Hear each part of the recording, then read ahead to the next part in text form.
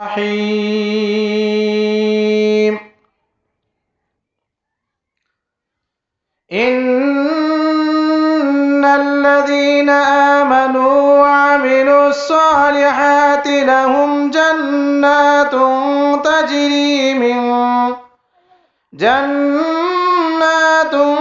تجري من تحتها الأنهار ذلك الفوز الكبير. وقال رسول الله صلى الله عليه وسلم: أول ما يحاسب به العبد يوم القيامة الصلاة، أو كما قال عليه الصلاة والسلام. صدق الله العظيم وصدق رسوله النبي الكريم، ونحن على ذلك من الشاهدين والشاكرين، والحمد لله رب العالمين. رب اشرح لي صدري ويسر لي أمري واحلل عقدة من لساني يفقهوا قولي. اللهم صل على سيدنا ومولانا محمدا عبده ورسوله، صلى الله تعالى على خير خلقه محمد وعلى آله وأصحابه أجمعين. إن الله وملائكته يصلون على النبي يا أيها الذين آمنوا صلوا عليه وسلموا تسليما. اللهم صل وسلم وبارك وسلم. الحمد لله ثم الحمد لله। মোরচাকান্দি মধ্যপাড়া বাইতুল নূর জামে মসজিদের উন্নয়ন কল্পে 18তম বার্ষিক ইসলামী মহাসম্মেলনের অধ্যকার সেমিনারের সভাপতি সাহেব, উপস্থিত দিগারে উলামায়ে কারাম, সম্মানিত মুসল্লিয়ানে কারাম, পর্দা নিশিনী মা ও বোনেরা, মহান মাওলাই করিম আল্লাহ তাআলার দরবারে লাখো কোটি শুকরিয়া যে মহান আল্লাহ তাআলা আমাদেরকে এই পবিত্র একটা মজলিসে বসার তৌফিক দান করেছেন। এজন্য আল্লাহ তাআলার দরবারে শুকরিয়া আদায় করি, বলি সকলে আলহামদুলিল্লাহ। আলহামদুলিল্লাহ। আল্লাহ পাক রব্বুল আলামিন বলেন, যারা আমার নিয়ামত পাইয়া নিয়ামতের শুকরিয়া আদায় করবে আমি আল্লাহ তাআলা তার নিয়ামতগুলো বাড়ায় দিয়ে, বলেন না সুবহানাল্লাহ। সুবহানাল্লাহ। এইজন্য আল্লাহ পাক রব্বুল আলামিন আল্লাহ তাআলার পবিত্র কালামের মধ্যে ইরশাদ করেছেন, লাইন শাকারতুম লাযীদান্নাকুম ওয়া লাইন কাফারতুম ইন্না আযাবি লাশাদীদ। যারা আমার নিয়ামত পাইয়া নিয়ামতের শুকরিয়া জ্ঞাপন করবে, মহান আল্লাহ তাআলা বলেন আমি আল্লাহ তাআলা তার নিয়ামতগুলো বাড়াইয়া দেই, বলেন না সুবহানাল্লাহ। সুবহানাল্লাহ। এইজন্য মহান আল্লাহ পাক রব্বুল আলামিন আমাদেরকে দুনিয়ার জমিনে সৃষ্টি করেছেন। এই দুনিয়ার জমিনে আমরা একদিন আছি, অল্প দিন থাকবো, কিছুদিন দুনিয়ার জমিনে বসবাস করার পরে আমরা এই দুনিয়ার জমিন ছেড়ে আমাদেরকে চলে যেতে হবে, ঠিক না কি বলেন? এই জন্য মহান আল্লাহ তাআলা আমাদেরকে বলেন, হে দুনিয়ার মুসলমান ইমানদার, যতদিন পর্যন্ত দুনিয়ার জমিনে তোমরা থাকবা ততদিন পর্যন্ত তোমরা ঈমান নিয়ে যদি থাকতে পারো, যদি আমল আখলাক নিয়ে যদি ভালোভাবে থাকতে পারো, তাহলে তোমরা যখন দুনিয়ার জমিন ছেড়ে যখন কবরে আসবে তখন আমি আল্লাহ তাআলা তোমার সাথে ভালো ব্যবহার করব, বলেন না সুবহানাল্লাহ। সুবহানাল্লাহ। এই জন্য মহান মাওলাই করিম আল্লাহ তাআলা বলেন, হে দুনিয়ার মুসলমান ইমানদার, যদি আল্লাহকে তোমরা ভালোবাসো তাহলে তোমরা দুনিয়াতে আমার হুকুম মোতাবেক চলতে হবে। এই জন্য আল্লাহ তাআলা নবীর উপর কোরআন আয়াত নাজিল করে জানায় দিয়েছেন, হে নবী, আপনি আপনার উম্মতদেরকে জানায়া দেন, যারা আমি আল্লাহকে মহব্বত করবে, যারা আমার কথা শুনবে, আল্লাহ বলেন তারা হলো আমার বন্ধু। বলেন না সুবহানাল্লাহ। এই জন্য আল্লাহ পাক রব্বুল আলামিন সূরা বাকারা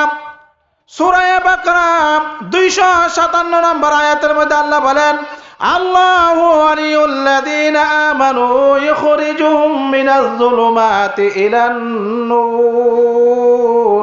মহান মাওলাই করিম আল্লাহ তাআলা কোরআনে বলেন, হে দুনিয়ার মুসলমান ইমানদার, আল্লাহু ওয়ালিয়ুল্লাযীনা আমানু, যারা আল্লাহ তাআলার ঈমান এনেছে, অর্থাৎ যারা ঈমান এনেছে তারা হচ্ছে আল্লাহ তাআলার বন্ধু। বলেন না সুবহানাল্লাহ।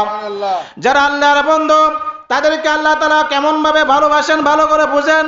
হে দুনিয়ার মুসলমান ইমানদার, যারা আল্লাহকে ভালোবাসবে, যারা আল্লাহর প্রতি ঈমান আনবে, আল্লাহ পাক বলেন তারা হলো আমার বন্ধু। আমি আল্লাহ তাআলা তাদেরকে কি করি? ইয়াখরুজুহুম মিনাজ-যুলুমাতি ইলান-নূর।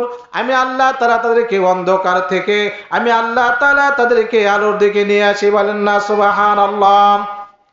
ওয়াল্লাযীনা কাফারু আউলিয়াউহুমুত তাগুত, যারা কুফরি করে, যারা আল্লাহকে না মানে,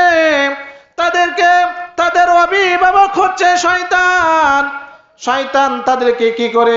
শয়তান তাদেরকে, আল্লাহ পাক রব্বুল আলামিন বলেন, তাদেরকে আলোর দিক থেকে তাদেরকে অন্ধকার দিকে নিয়ে যায়। বলেন না নাউজুবিল্লাহ।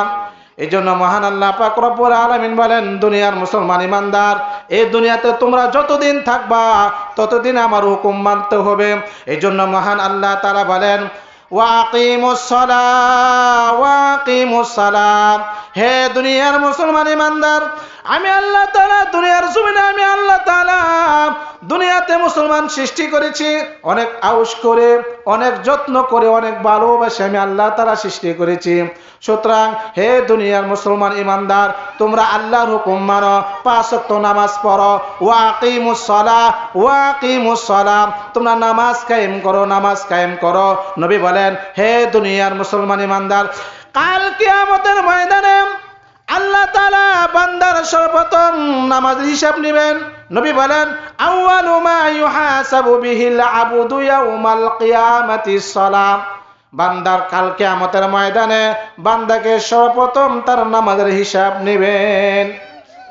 এই জন্য মহান মাওলাই করিম আল্লাহ নবী সাল্লাল্লাহু আলাইহি ওয়াসাল্লামকে নির্দেশ করছেন, হে নবী, আপনি আপনার সাহাবায়ে-কেরামকে জানাইয়া দেন, তোমরা যদি আল্লাহকে ভালোবাসতে চাও তাহলে তোমাদেরকে আল্লাহর হুকুম মানতে হবে। এই জন্য নবী মুহাম্মদুর রাসূলুল্লাহ সাল্লাল্লাহু আলাইহি সাল্লাম যখন এই দুনিয়ার মধ্যে ছিলেন, দুনিয়াতে থাকা অবস্থায় আল্লাহর সাথে সাক্ষাৎ করেছিলেন মেরাজের রজনীতে। মহানবী সাল্লাল্লাহু আলাইহি ওয়াসাল্লাম যখন মেরাজে যাওয়ার জন্য বুরাকে সাওয়ার হইয়া যখন আল্লাহর সাথে সাক্ষাৎ করার জন্য যখন তিনি চললেন, পথিমধ্যে আল্লাহ নবী সাল্লাল্লাহু আলাইহি সাল্লাম এক বিশাল বড় একটা মাঠ দেখতে পেলেন।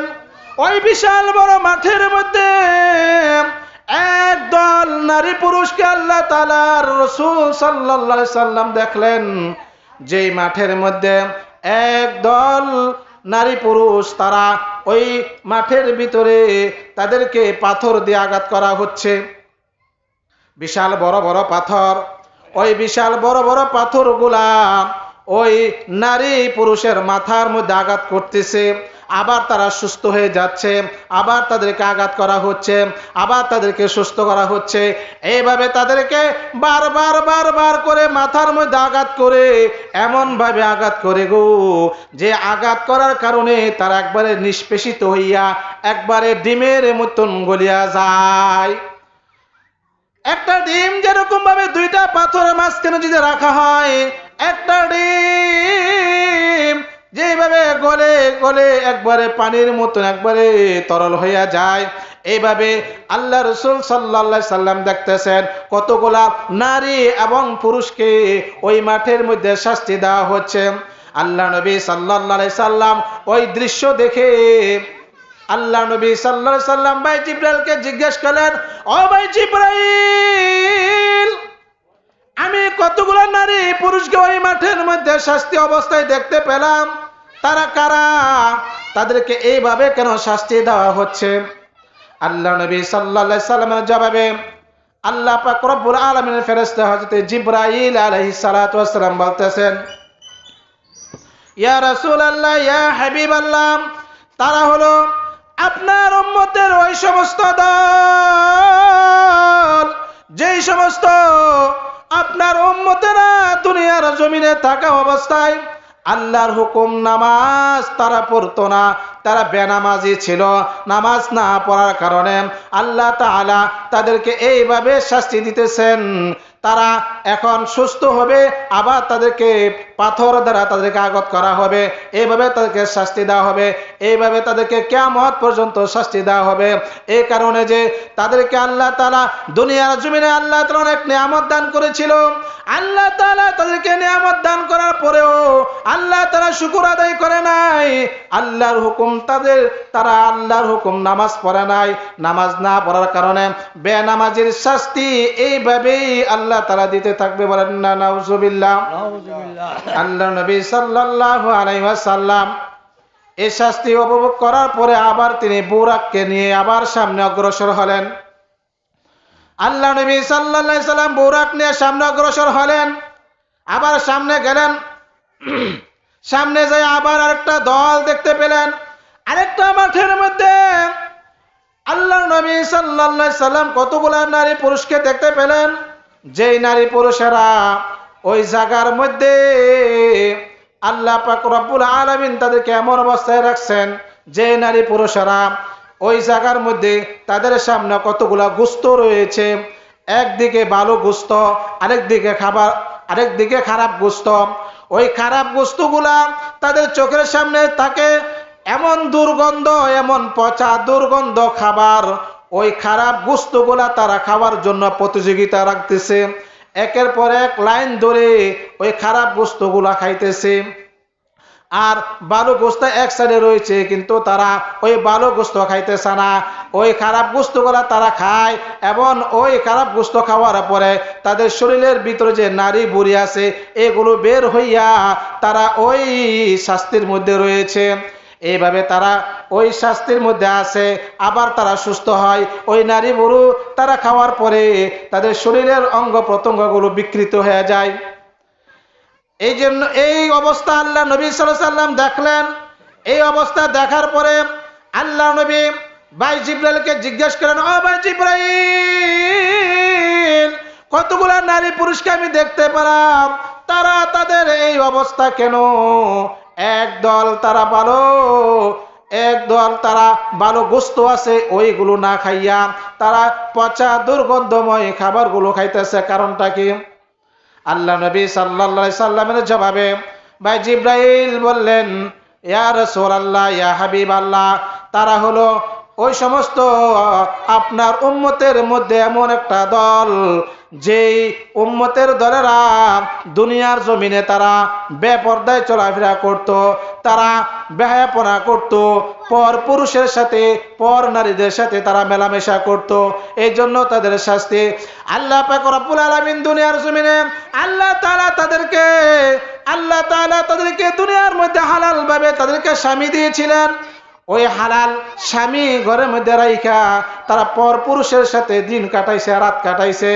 এমন পুরুষ রয়েছে তাদের ঘরের ভিতরে হালাল স্ত্রী রয়েছে, এই হালাল স্ত্রীগুলা ঘরের মধ্যে রাইখা পর নারীদের প্রতি দৃষ্টিপাত করেছে, জিনা করেছে, অন্যায় কাজ করেছে। এই জন্য মহান মাওলাই করিম তাদেরকে এই অবস্থা করছেন। এই জন্য তাদের শাস্তি কিয়ামত পর্যন্ত আল্লাহ তাআলা দিবেন। বলেন না নাউজুবিল্লাহ। এই জন্য দুনিয়ার মুসলমান ইমানদার ভালো করে শোনো, মহান মাওলাই করিম আমাদেরকে দুনিয়ার জমিনে পাঠাইছেন একমাত্র আল্লাহর ইবাদত করার জন্য। যারা আল্লাহর ইবাদত করবে তারা দুনিয়াতেও শান্তি পাবে, আখিরাতেও শান্তি পাবে। বলেন না সুবহানাল্লাহ। এই জন্য নবী বলেন যে ঘরের মধ্যে আল্লাহ কোরআন তালাত করা হয় ওই ঘরের মধ্যে আল্লাহ রহমত নাজিল করা হয়, যে ঘরের মধ্যে আল্লাহ তাআলার হাদিস পড়ানো হয় ওই ঘরের মধ্যে আল্লাহ তাআলার রহমত নাজিল হয়, যে ঘরের মধ্যে আল্লাহ তাআলার কথা বলা হয়, যে ঘরের মধ্যে কোরআনের তালিম দেওয়া হয় ওই ঘরের মধ্যে আল্লাহর পক্ষ থেকে সাকিনা নাজিল হয়। বলেন না সুবহানাল্লাহ। নবী বলেন যে ঘরের মধ্যে আল্লাহ কোরআন তেলাওয়াত হয় না, রাসূলের হাদিসের তেলাওয়াত হয় না, নেক কাজ করা হয় না, জিকির আজকার করা হয় না, ওই ঘর হলো একটা কবরের মতন। বলেন না নাউজুবিল্লাহ। যে কবরের মধ্যে কোনো কোরআন তেলাওয়াত নাই, কোনো জিকির আজকার নাই, কোনো কিছুই নাই, নবী বলেন এমন একটা ঘর তুমি বানাও রে যে ঘরের মধ্যে আল্লাহ রহমত সব সময় নাজিল হবে। এই জন্য আমাদেরকে কোরআন তেলাওয়াত করতে হবে, জিকির আজকার করতে হবে, আমাদের ঈমান গুলাকে মজবুত করতে হবে। এই জন্য মহান মাওলাই কারীম আল্লাহ তাআলা বলেন, হে দুনিয়ার মুসলমান ঈমানদার, তোমরা ঈমান আনো এমন ভাবে যেরকম ভাবে ঈমান এনেছিল আল্লাহর নবী সাহাবাগণ। বলেন না সুবহানাল্লাহ। আল্লাহর নবী সাহাবাগণ কেমন ঈমান এনেছিল ইতিহাসের দিকে তাকাইয়া দেখো। হযরত বেলাল হাবশী রাদিয়াল্লাহু তাআলা আনহু কত নির্যাতন সহ্য করেছিলেন এই ইসলামের জন্য, আল্লাহর জন্য। আল্লাহর নবী সাল্লাল্লাহু আলাইহি সাল্লামের যুগে আল্লাহর নবী সাহাবী হযরত বেলাল রাদিয়াল্লাহু তাআলা আনহু কে অনেক কষ্ট দিয়েছিল কাফের মুশরিকরা, তারপরও ইসলাম ছাড়া নাই।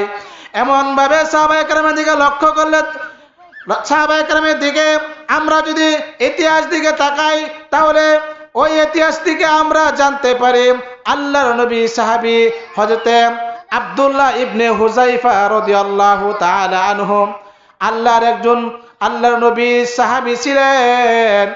আল্লাহর নবী সাল্লাল্লাহু আলাইহি ওয়াসাল্লাম যখন দুনিয়ার জমিন থেকে চলে যায়, ইসলামের শাসন ব্যবস্থার প্রথম খলিফা ছিলেন হযরত আবু বকর সিদ্দিক রাদিয়াল্লাহু তাআলা আনহু, দ্বিতীয় খলিফা ছিলেন হযরত ওমর রাদিয়াল্লাহু তাআলা আনহু। হযরত ওমর রাদিয়াল্লাহু তাআলা আনহু জমানায় রোম বাদশার সাথে, রোম সাম্রাজ্যের বাদশার সাথে একটা যুদ্ধ হয়। আল্লাহর নবী সাহাবী হযরত ওমর রাদিয়াল্লাহু তাআলা আনহু একটা সৈন্যদল পাঠায় ওই রোমের দেশের মধ্যে।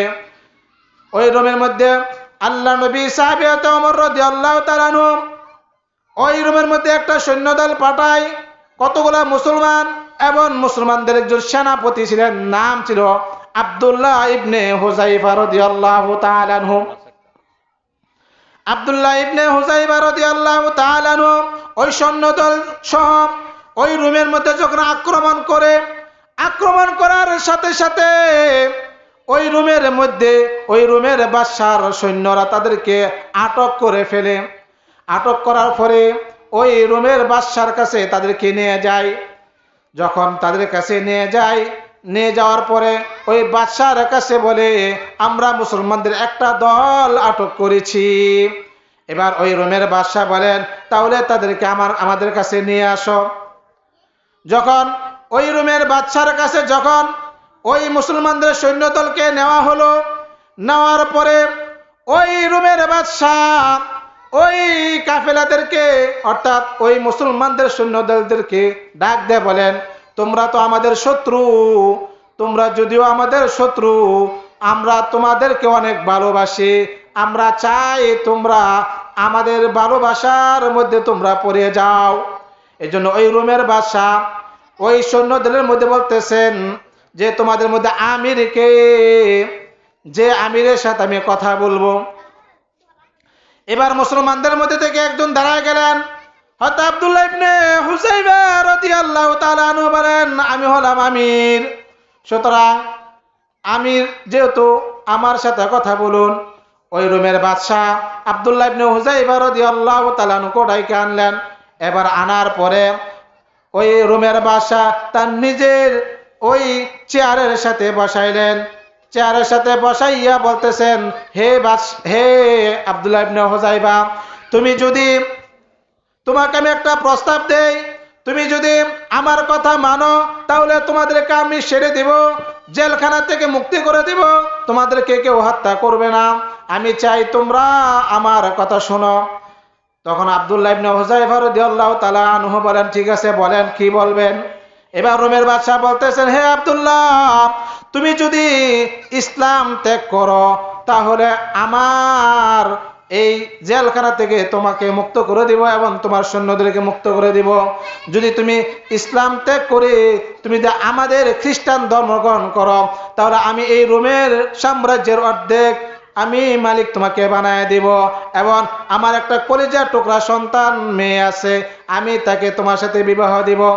সাথে সাথে আব্দুল্লাহ ইবনে হুযায়ফা রাদিয়াল্লাহু তাআলা বলেন, হে আল্লাহর দুশমন কুকুরের বাচ্চা, এই বাদশা, কোনদিন আমি ঈমানের বিনিময়ে, আমি এই ধন সম্পদের বিনিময়ে, একটা কন্যার বিনিময়ে আমি কোনদিন আমার ইসলামকে বিক্রি করব না।